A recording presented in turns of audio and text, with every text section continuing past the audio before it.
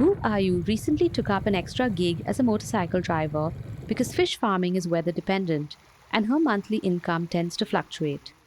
We met her in rural East Java, and this is what she said about digital finance. Kan aku tadi kan takut soalnya aku pengen kok nanti ada apa-apa kan saya kan orang bodoh nanti dibawa ke sana bawa ke sini sudah diklik kayak gini saya sudah angen-angen tadi kan sampean tuntun gitu jadi aku berani gitu loh Mbak. Bu Ayu speaks for several people when she says digital finance can be scary because the pace and breadth of innovation is rapid. The adoption curve is most fraught and alienating for marginalized groups because they are expected to use solutions that are designed for the mainstream. The context-specific adjustments and features are only added later when the friction between people, technology, and their environment becomes apparent. Let's look more closely at these friction points to understand how the global majority experiences digital finance. What are we doing right? And what can we do better? Poor literacy and infrastructure are the biggest challenges in providing digital services to rural, remote, and marginalized communities. It is therefore incumbent on service providers to streamline their offering as they expand. For example, India introduced its Aadhaar-enabled payment service, where you can withdraw money against your national ID and biometrics, completely removing the need for paper, text, writing, or signatures. This service is also offered at the post offices in the village, further reducing the barriers to entry. Though AEPS is a rudimentary form of digitization, it is therefore popular amongst the locals because it meets their needs, as Indulekha explains. പിന്നെ ഇപ്പോൾ ATM ഇല്ലാണ്ട് പൈസ എടുക്കണമെങ്കിൽ അപ്പോൾ എങ്ങനെ എടുക്കുക? ബാങ്കിലോ post ഓഫീസിലോ പോയിട്ട് എടുക്കും. പോസ്റ്റ് ഓഫീസിൽ നമ്മൾ വെള്ളം വെച്ചിട്ട് ആധാർ കാർഡും കൊടുത്താൽ ഇതിൽ രണ്ടിൽ ഏതാ എളുപ്പം? ആധാർ കാർഡും കൊണ്ട് പോവുക എടുക്കുക അതാണ് ഇപ്പം.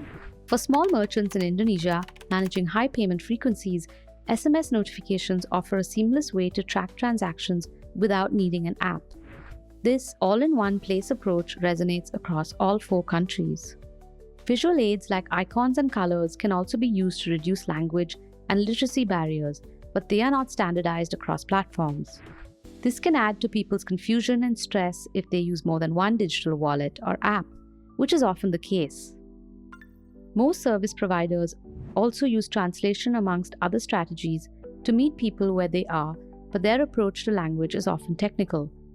In Uganda, most apps are available in English and Luganda, but the country has a significant number of refugees who don't use either language. Their user experience can be terribly tedious because no one caters to them in their language online or offline. They have to rely on their peers for help, however well or poorly informed they are. In Indonesia, most digital platforms use a mix of Indonesian and English, which only leaves people more confused because it does not resonate with their spoken language. Many merchants in India, on the other hand, have a speaker box to confirm payments, where the language of the announcements can be customized. You can even choose a voice that sounds like the Bollywood celebrity Amitabh Bachchan. 2,000 received on PhonePe. Devion Sajno, बहुत धन्यवाद आपका. This not only makes digital finance relatable, but delightful too. Technology combined with finance is a highly specialized topic for most people. They may not have the confidence to lead their service experience. Most banking agents at the community level have therefore learned to recognize their customers' needs and constraints, even if they are unsaid. Sanjeev is a young agent in Mirzapur, Uttar Pradesh. He is the man to go to for all things finance. Sanjeev's friend Suresh wants to open a bank account to accept digital payments from his passengers. He is a driver. They didn't exchange a word. Sanjeev simply chose the option that was best for Suresh and got him going in 10 minutes. This level of proactivity is obviously reassuring, but it can tip over. For example, some agents in Bangladesh sign on behalf of their customers when the latter are nervous without giving a second thought to the troubles they will face later if they can't authenticate their own account. There was also another instance in India, again, where an agent selected an account option for his customer without knowing insurance came bundled with it. When the premium started getting deducted from the latter's account, they felt cheated and completely withdrew from digital finance instead of seeking redressal. It is therefore imperative to provide regular training to agents and other intermediaries to ensure they can give the right support at the right time. Some service providers are also actively thinking about the question of fintech fluency post-onboarding. They have introduced a self-reversal feature for mobile money in Uganda, where you can retract transactions with a confirmation from both parties involved, allowing people to use digital financial services with more confidence. Many agents also keep posters, pamphlets, and other educational material at their shops with the aim of transparency and access. Everything is up there for you to see. But the user experience can be suboptimal because you have to cut through the clutter to get information that is relevant to you. Ayush studied law and returned home to take care of his family. He now runs a digital payment center in Chandauli, Uttar Pradesh, and has onboarded 80% of his village.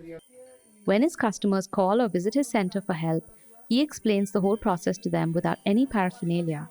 He relies on mnemonics instead, where each digital icon is associated with a common animal to help people remember its function. For instance, a QR code is a spider's web. Purse का चैन खुला हुआ है तो आप उसको खोल दीजिए, चैन को टच कर दीजिए, खुल जाए तो आपका ये सब ऑप्शन खुल गया। फिर आप ऊपर देखेंगे एक मकड़ी बनी हुई है, आप उस मकड़ी को टच कर दीजिए तो यहाँ से आप किसी को स्कैन करके भेजना है तो बन गया।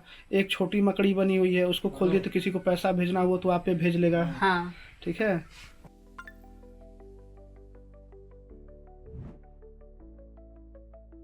Wawan is a cracker seller in Indonesia. He needs another person's help to withdraw money from an ATM because he is visually impaired. Digital finance can prove transformative for him and others like him whose mobility and safety are affected by age, gender, or impairment. The text-to-speech feature is particularly important for these groups, but through our research, we learned that many banking apps don't integrate the voice reader effectively. One of the banks in Uganda conducted a 3-year project on financial inclusion for those with disabilities and linked 3,700 people to banking. We need more targeted programs like these to inspire more people to join digital finance. At its heart, this requires a new way of thinking where technology can't be universal. We can't design first and adapt later. We need to design with underserved populations right from the start with a humble eye on heterogeneity. Which is to say, underserved populations are not a monolith.